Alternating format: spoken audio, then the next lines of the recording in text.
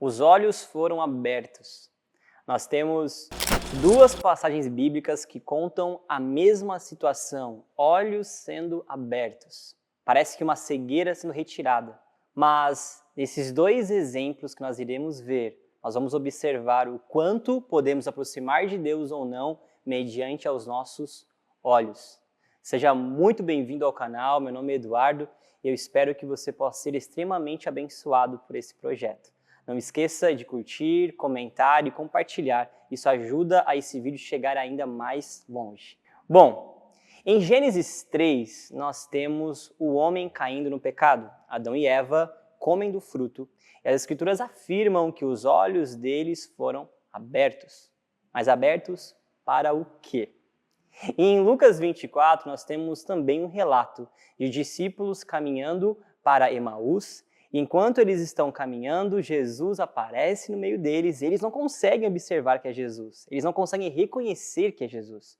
Porém, no final desse trajeto, esse Jesus partilha o pão e as escrituras afirmam em Lucas 24 que os olhos dos discípulos foram abertos e eles conseguiram entender e compreender que aquele homem era Jesus. Nessas duas situações, nós temos olhos sendo abertos, ou seja, a cegueira sendo curada, mas para questões diferentes.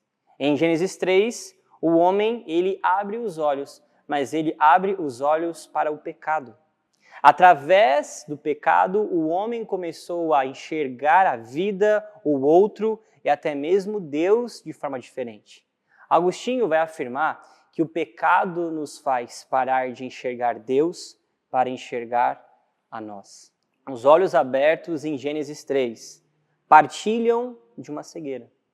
O homem tornou-se cego para a beleza de Deus. O homem não conseguiu mais contemplar Deus. Ele foi expulso do jardim de encontro, do lugar de prazeres, para agora viver independente. Agora, em Lucas 24, nós temos esses discípulos caminhando. E enquanto um homem os interpela e começa a conversar com eles, eles não entendem que é Jesus. Mas quando ele parte o pão, logo naquele instante os olhos são abertos. Os olhos são abertos em Lucas 24 para agora a compreensão de quem Jesus é. Ou seja, aqueles discípulos tiveram uma revelação. Se em Gênesis 3 o abrir de olhos tirou eles do jardim, em Lucas 24 nós temos esses discípulos correndo e caminhando para pregar o Evangelho. Ou seja, nem sempre ter os olhos abertos é sinal de cura ou de beleza. Muitas das vezes, continuamos cegos. É por conta disso que nós, hoje, no século XXI, talvez ainda não conseguimos contemplar Deus. É tão difícil contemplar Deus, é tão difícil orar, é tão difícil encontrar a beleza no Senhor. Em Salmos 27, verso 4, um salmo tão lindo e um versículo tão apaixonante, o salmista diz que o maior desejo dele é estar na casa do Senhor por todos os dias de sua vida para contemplar a beleza do Senhor e meditar em seu templo. Ou seja, para que nós possamos realmente orar, meditar, nos relacionarmos com Deus, precisamos aprender a contemplar e contemplar a grandeza e o poder de quem Deus é e tem.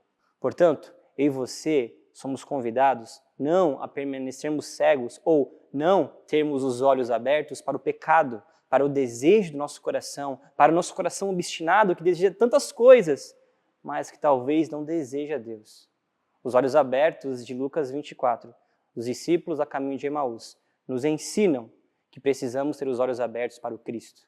Ou seja, se você não quer ser um cego nesse mundo, você precisa ter a realidade em sua mente e coração de quem Cristo é.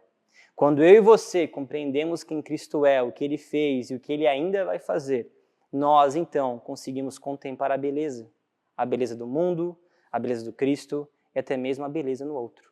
Nada mais belo do que poder ter uma jornada na qual encontramos prazer nela.